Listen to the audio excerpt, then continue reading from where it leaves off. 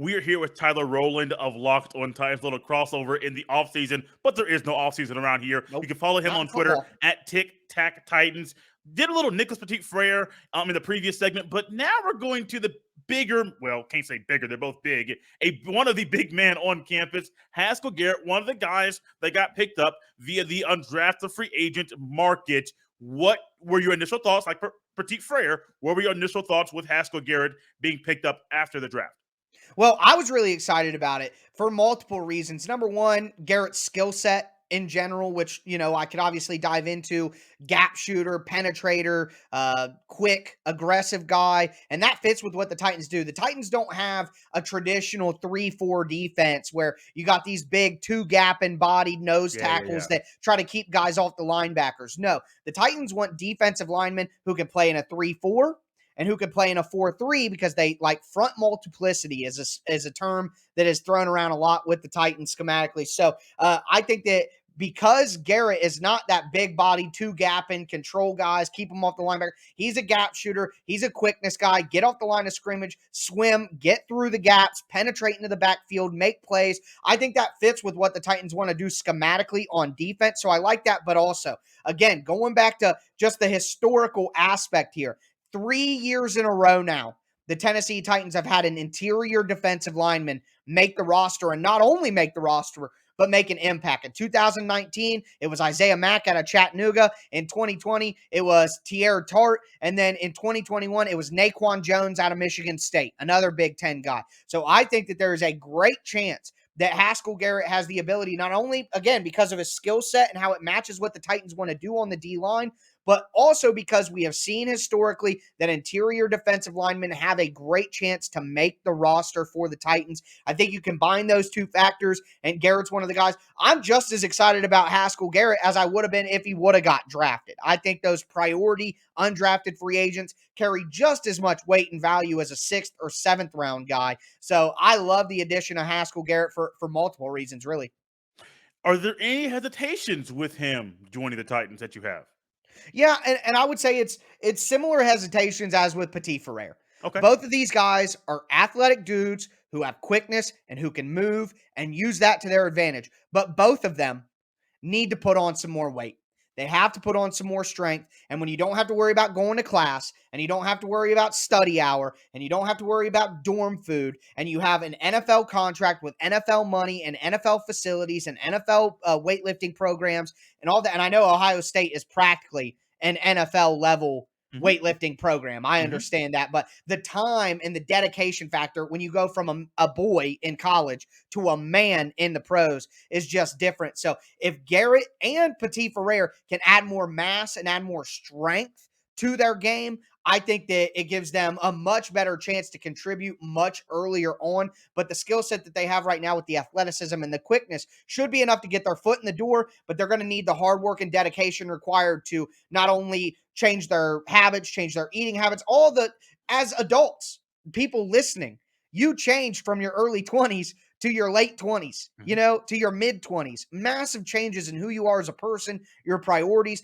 As that natural maturation happens and they put football even more forward than it was before, add that weight, add that mass, change their bodies a little bit over the course of year 1 to year 2, which is something Mike Vrabel and John Robinson are heavy on when it comes to talking about rookies. Caleb Farley, the rookie last year cornerback out of Virginia Tech, all that Mike Vrabel has talked about throughout the offseason, how he's remade his upper body, added a bunch of weight, added a bunch of strength. If these guys from Ohio State, Petit Ferrer and Haskell Garrett can do that, then I think there's a great chance that they can carve out a role and impact the season in 2022, not just 2023. Is Haskell Garrett a rotational piece at D tackle this year? Yeah, I think he could be if he's able to, because the reality is he is competing against other undrafted free agents from other years. Teair Tart is a guy that was an undrafted free. It's not like he's competing with guys who have big time contracts and had investments of high draft picks. He's competing against guys who were undrafted free agents just like him. So there's no reason at all that if he's able to make the roster. And here's the thing about the Titans: they rotate like crazy. They rotate a ton on defense. Mike Vrabel, as a former player, understands the impact of stamina and fatigue and the physical toll that's taken on your body playing in the trenches at the NFL level nonstop. I mean, the reality there is you need to have a strong rotation of defensive linemen. The Titans used Kevin Strong last year, and like I said, Tier Tart, Naquan Jones, a bunch of different off the street free agents and undrafted free agents from previous years as their one technique, sometimes three techniques, sometimes a four-man defensive end in their multiple fronts. So there's no reason whatsoever that if Haskell Garrett does all the right things, that he could, if he makes it on the roster, he's going to be in the defensive line rotation. The Titans don't keep guys on the roster who they don't want to use. And Laurel Murchison is the only guy on the interior defensive line for the Titans that a draft pick was used on, a fifth rounder in 2019 or 2020. He has not performed. So I think going into his third year here, the Titans could cut Laurel Murchison during training camp if a guy like Haskell Garrett proves that he can be more valuable. There is plenty of opportunity to not only make the roster, but to truly be a part of the rotation, even a limited part in 2022 for Garrett.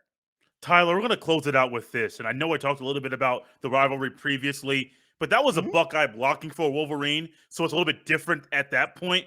But when you have a guy at D tackle, and let's just say they have an off tackle run for Hassan Haskins in training camp, pads are on, full pads, and Haskell Garrett shoots it, sees it quickly, plow, runs him right over.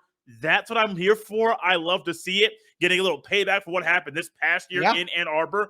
I would love that. And I surely hope, I do believe Mike Vrabel, if those two guys get into it after that pounding, he lets them go. Says, hey, this is football. This is not, we're not in preschool. We're not in Sunday school. No, this is football. You hit them hard. You fight it out, duke it out, and then you go back and play the next play.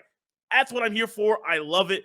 And I really am hoping, literally, I am hoping we get a moment like that where a Buckeye destroys a Wolverine in practice, man. I love stuff like that. Yeah, I'm with you. Well, the reality is, I do got to say, although Haskins it is from up north, man, the way that he performed in that game this year, I took solace in that. I said, I know that the Titans are drafting a Michigan man, but it was a Michigan man who ran pretty tough and put it on the Buckeyes. So I guess I can live. But both those guys, Haskins, Garrett, they're going to be fighting for their NFL lives. So the physicality is going to be ratcheted up, and I guarantee that we get some report of some Big Ten violence, and I will be certain to relay that to you and Buckeye Nation.